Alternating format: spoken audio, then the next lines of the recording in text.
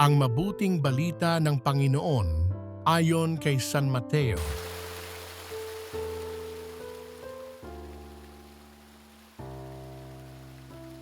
Noong panahong iyon, si Judas Iscariote, isa sa 12, ay nakipagkita sa mga punong saserdote. Ano po ang ibibigay ninyo sa akin kung tulungan ko kayong madakip si Jesus? Tanong niya.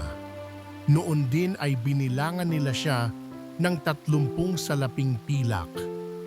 Mula noon, humanap na si Judas ng pagkakataon upang maipagkanulo si Jesus. Dumating ang unang araw ng kapistahan ng tinapay na walang lebadura. Lumapit kay Jesus ang mga alagad at nagtanong, "Saan po ninyo ibig na ipaghanda namin kayo ng hapunang Pampaskuwa?" Sumagot siya, "Pumunta kayo sa lungsod at hanapin ninyo ang taong ito. Sabihin sa kanyang ganito ang ipinasasabi ng guro, malapit na ang aking oras. Ako at ang mga alagad ko'y sa bahay mo kakain ng hapunang Pampaskuwa." Sinuno ng mga alagad ang utos ni Jesus at inihanda nila ang hapunang Pampaskuwa. Nang gabing yaon, dumulog sa hapag si Jesus kasama ang 12 alagad. Samantalang sila'y kumakain, nangusap si Jesus, "Sinasabi ko, isa sa inyo ang mga magkakanulo sa akin." Nanlumo ang mga alagad at isa't isa'y nagtanong sa kanya, "Ako po ba, Panginoon?" Sumagot siya, "Ang kasabay kong sumausaw sa mangkok ang siyang magkakanulo sa akin. Papanaw ang anak ng tao ayon sa nasusulat, ngunit sa aba ng magkakanulo sa kanya. Mabuti pang hindi na ipinanganganak ang taong iyon." Si Judas na magkakanulo sa kanya ay nagtanong din, "Guro, ako po ba?" Sumagot si Jesus, "Ikaw na ang nagsabi." Samantalang sila'y kumakain, hinawakan ni Jesus ang tinapay at matapos na magpasalamat sa Diyos, kanyang pinaghati-hati at ibinigay sa mga alagad. "Kunin ninyo ito at kanin. Ito ang aking katawan," wika niya. Hinawakan niya ang kalis, nagpasalamat sa Diyos at ibinigay sa kanila. "Uminom kayong lahat nito," sabi niya, "sapagkat ito ang dugo ng tipan, ang aking dugo na mabubuhos dahil sa marami sa ikapagpapatawad ng mga kasalanan. Sinasabi ko sa inyo na hindi na ako iinom nitong alak na mula sa ubas hanggang sa araw na ang bagong alak ay inumin kong kasalo kayo sa kaharian ng aking Ama."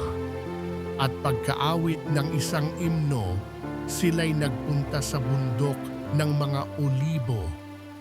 Sinabi ni Jesus sa kanila, "Sa gabing ito, ako'y iiwan ninyong lahat, gaya ng nasasaad sa kasulatan, papatayin ko ang pastol at mangangalat ang mga tupa. Ngunit pagkatapos na ako'y muling mabuhay, mauuna ako sa inyo sa Galilea." Sumagot si Pedro, "Kahit na po iwan kayo ng lahat, hindi ko kayo iiwan." "Tandaan mo," sabi ni Jesus, "sa gabi ring ito, bago tumilaok ang manok, makaitlo mo akong itatatwa." Ngunit matigas na sinabi ni Pedro, "Kahit na ako pataying kasama ninyo, hindi ko kayo itatatwa." Gayon din ang sinabi ng lahat ng alagad, at isinama sila ni Jesus sa isang lugar na tinatawag na Getsemani. Sinabi niya sa kanyang mga alagad, "Dito muna kayo, mananalangin ako sa dako roon." Ngunit isinama niya si Pedro at ang dalawang anak ni Zebedeo at nagsimulang mabagabag at maghirap ang kanyang kalooban. Sinabi niya sa kanila, "Ang puso ko'y tigib ng hapis na halos ikamatay ko. Maghintay kayo rito at makipagpuyat sa akin." Pagkalayo ng kaunti, nagpatira pa siya at nanalangin, "Ama ko, kung maaari ilayo mo sa akin ang kalis ng paghihirap na ito. Gayunman, huwag ang kalooban ko, kundi ang kalooban mo ang mangyari." Nagbalik siya at dinatnan niyang natutulog ang tatlong alagad. Sinabi niya kay Pedro, "Talaga bang hindi kayo makapagpuyat na kasama ko kahit isang oras man lamang? Magpuyat kayo at manalangin upang huwag kayong madaig ng tukso. Ang espiritu'y nakahanda, ngunit mahina ang laman." Muli siyang lumayo at nanalangin, "Ama ko, kung hindi maialis ang kalis na ito nang hindi ko iinumin, mangyari ang iyong kalooban." Muli siyang nagbalik at tinatnanan na naman niya silang natutulog sapagkat sila'y antok na antok. Iniwan niya uli ang tatlong alagad at muli siyang nanalangin at iyon din ang sinabi. Nagbalik na naman siya sa mga alagad at sinabi sa kanila, "Natutulog pa ba kayo at nagpapahinga? Dumating na ang oras na ipagkakanulo ang anak ng tao sa mga makasalanan. Tayo na, narito na ang magkakanulo sa akin." Nagsasalita pa si Jesus nang dumating si Judas, isa sa 12. May kasama siyang maraming tao na may dalang mga tabak at mga pamalo. Galing sila sa mga punong saserdote at sa matatanda ng bayan. Bago pa sila dumating doon, ibinigay na ng taksil ang ganitong hudyat, "Ang hagkan ko ang siya nating pakay, dakpin ninyo agad." Kaya't nilapitan ni Judas si Jesus at binati, "Magandang gabi po, Guro." Sa kahinagkan, sinabi sa kanya ni Jesus, "Kaibigan, gawin mo na ang sadya mo." At nilapitan siya ng mga tao at dinakip. Nagbunot ng tabak ang isa sa mga kasama ni Jesus. Tinagan niya ang alipin ng pinakapunong saserdote at natigpas ang taingan niyon. Sinabi ni Jesus, "Isalong mo ang iyong tabak. Ang gumagamit ng tabak ay sa tabak mamamatay. Hindi mo ba alam na makahihingi ako sa aking Ama ng higit pa sa 12 batalyon ng mga anghel at padadalhan niya ako agad? Ngunit paanong matutupad ang mga kasulatang nagsasabi na ito'y dapat mangyari?" At binalingan niya ang mga tao at sinabi, "Ako ba'y tulisan at naparito kayong may mga tabak at mga pamalo para dakpin ako? Araw-araw, ako'y nagtuturo sa templo at hindi ninyo ako dinakip. Ngunit nangyaring lahat ito upang matupad ang sinulat ng mga propeta." Tumakas ang mga alagad at iniwan siyang mag-isa. Dinala si Jesus ng mga dumakip sa kanya sa bahay ni Caifás, ang pinakapunong saserdote. Do'y nakakatipon ang mga eskriba at ang matatanda ng bayan. Sumunod sa kanya si Pedro, ngunit malayo ang agwat nila. Pagdating sa tahanan ng pinakapunong saserdote, pumasok siya sa patio at naupong kasama ng mga bantay upang makita kung ano ang mangyayari.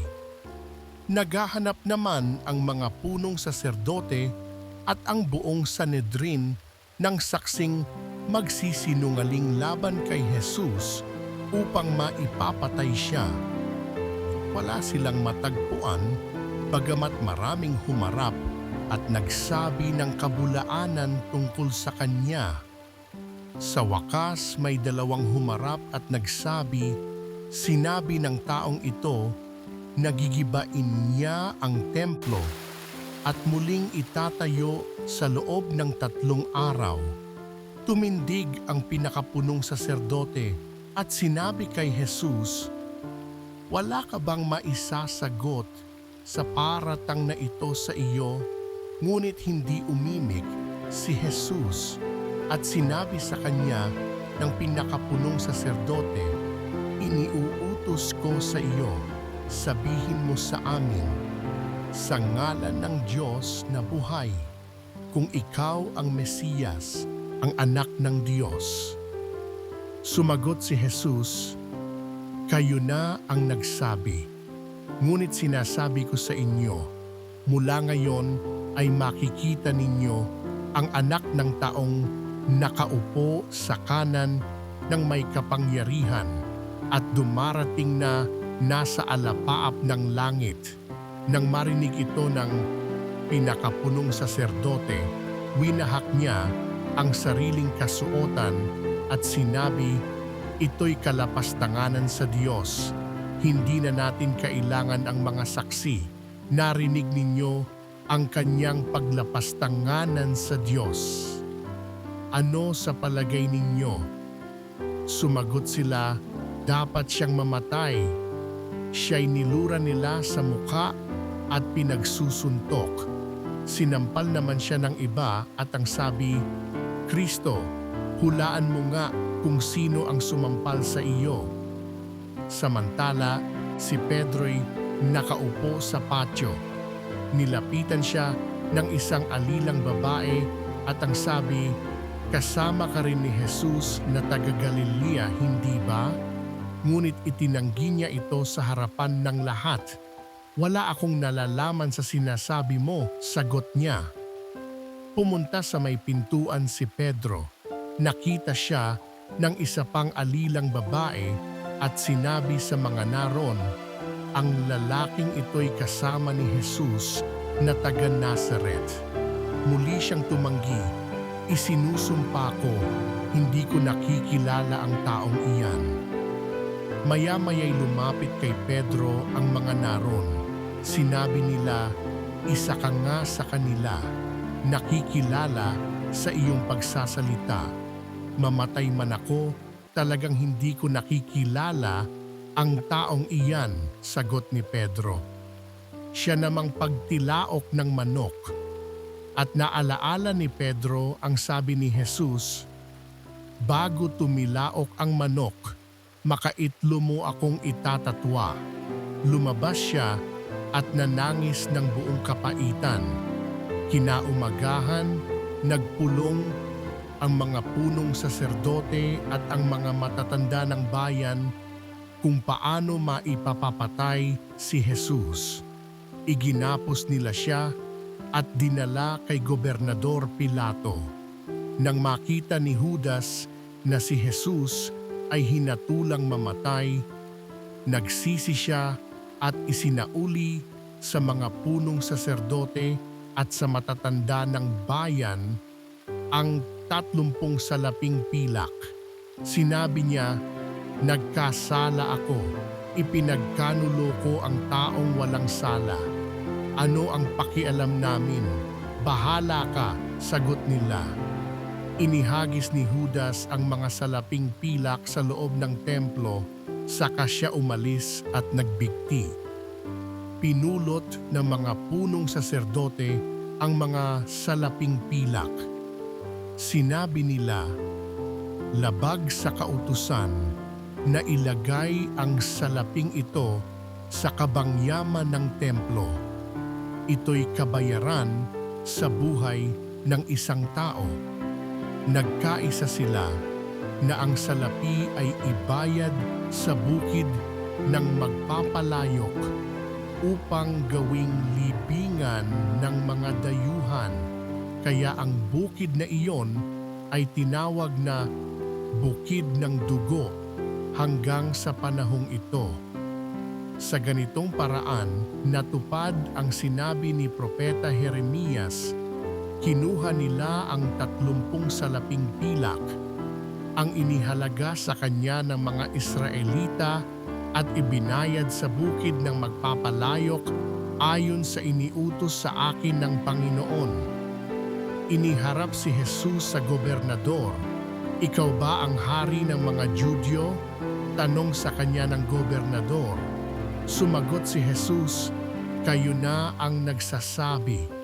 Ngunit nang paratangan siya ng mga punong saserdote at ng matatanda ng bayan, hindi na siya sumagot. Kaya't sinabi sa kanya ni Pilato, hindi mo ba naririnig ang mga ipinararatang nila sa iyo?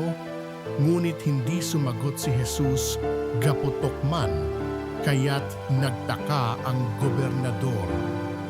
Tuwing pista ng Paskwa, kinaugalian na ng gobernador ang magpalaya ng isang bilanggo.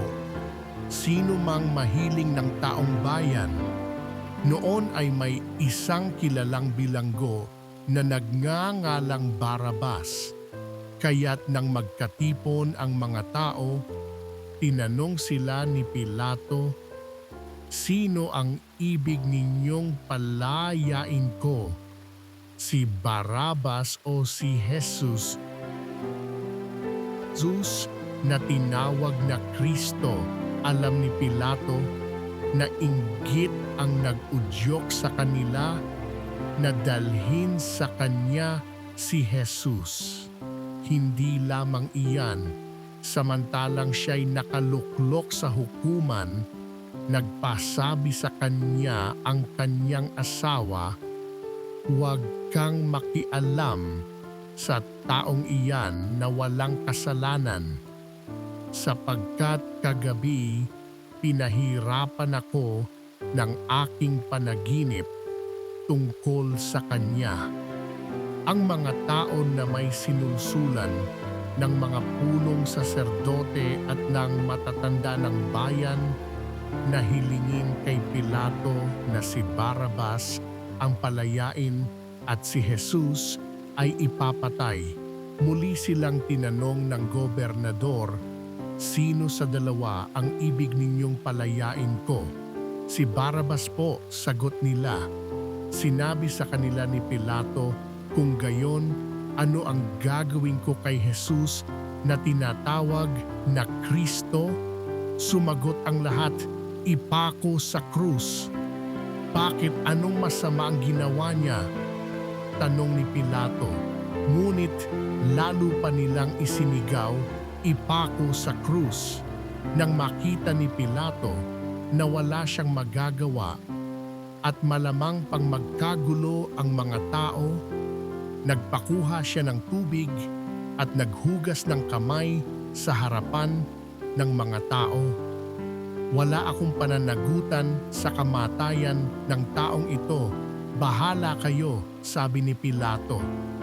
Sumagot ang mga tao, pinananagutan namin at ng aming mga anak ang pagkamatay niya at pinalaya niya si Barabas.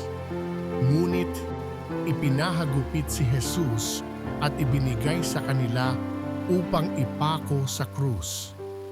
Si Jesus ay dinala ng mga kawal ng gobernador sa pretoryo at nagkatipon ang buong batalyon sa paligid niya. Hinubaran nila siya at sinuutan ng isang balabal na pulang-pula.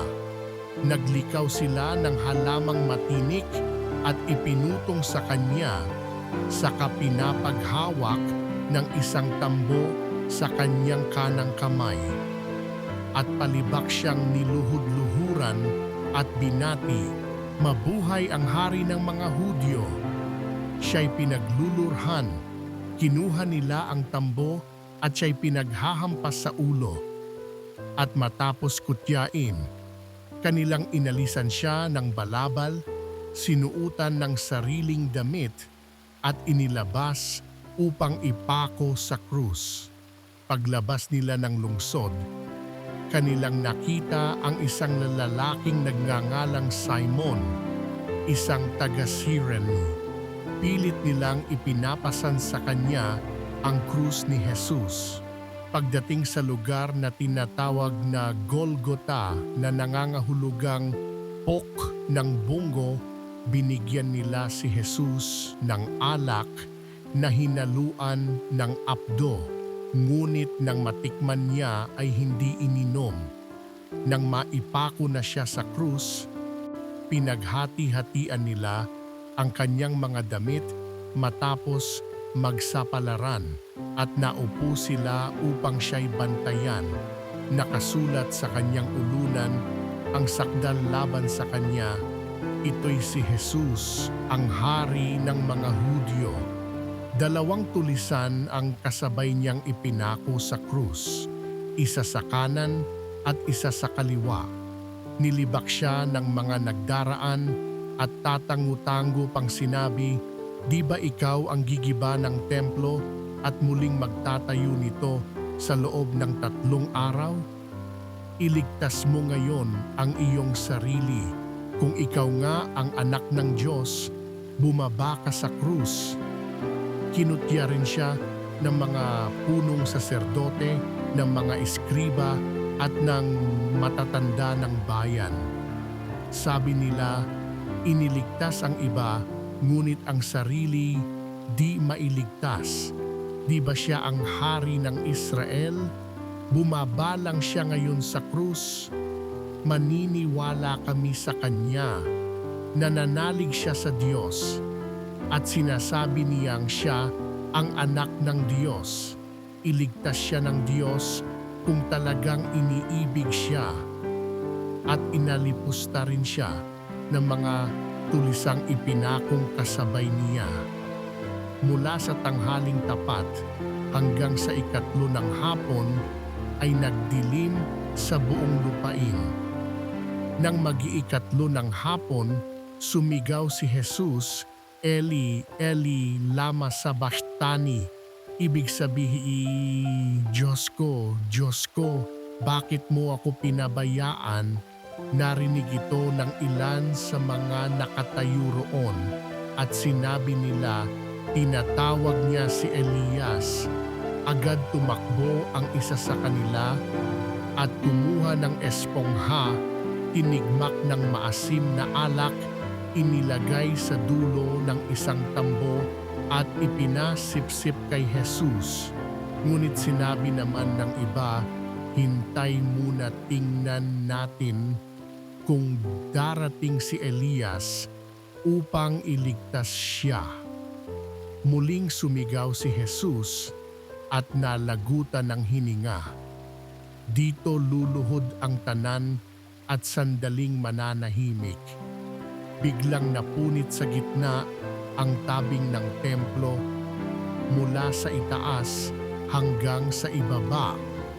Nayanig ang lupa, nagbitak ang mga bato, nabuksan ang mga libingan at nabuhay ang maraming banal na namatay na.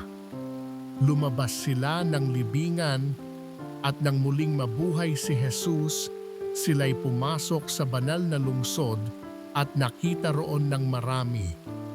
Nasindak ang kapitan at ang mga kawal na nagbabantay kay Jesus nang maramdaman nila ang lindol at masaksihan ang lahat ng nangyari. Tunay na ito'y anak ng Diyos, sabi nila. Naroon din ang maraming babaeng nakatanaw mula sa malayo. Mula pa sa Galilea'y sumusunod na sila kay Jesus at naglilingkod sa Kanya. Kabilang sa kanila si Maria Magdalena, si Mariang ina ni Santiago at ni Jose, at ang asawa ni Zebedeo. Bago magtakip silim dumating ang isang mayamang taga-Arimatea na ang ngalay Jose. Siya'y alagad din ni Jesus. Lumapit siya kay Pilato at hiningi ang bangkay ni Jesus. Iniutos naman ni Pilato na ibigay ito sa kanya. Kaya't kinuha ni Jose ang bangkay at binalot ng bagong kayong lino. Inilagay niya ito sa sariling libingan na di pa nalalaunang ipinaukan niya sa bato. Pagkatapos, iginulong niya sa pintuan nito ang isang malaking bato saka umalis. Naroon si Maria Magdalena at ang isa pang Maria na nakaupo sa tapat ng libingan. Kinabukasan, alalaong bagay pagkatapos ng araw ng paghahanda, sama-samang nagpunta kay Pilato ang mga punong saserdote at ang mga pariseo. Sinabi nila, "Naalaala po namin na sinabi ng mapagpanggap na iyon kung nabubuhay pa na siya'y muling mabubuhay pagkaraan ng 3 araw. Pabantayan nga po ninyong mabuti ang libingan hanggang sa 3 araw. Baka pumaroon ang kanyang mga alagad at nakawi ng bangkay at sabihin sa mga tao na siya'y muling nabuhay at ang pandarayang ito ay magiging masahol pa sa nauna." Sinabi sa kanila ni Pilato, "Kumuha kayo ng mga kawal at pabantayang mabuti ang libingan." Kaya't pumaroon sila at nilagyan ng tatak ang bato at pinabantayan ang libingan upang matiyak nilang di ito pakikialaman ninuman. Ang mabuting balita ng Panginoon.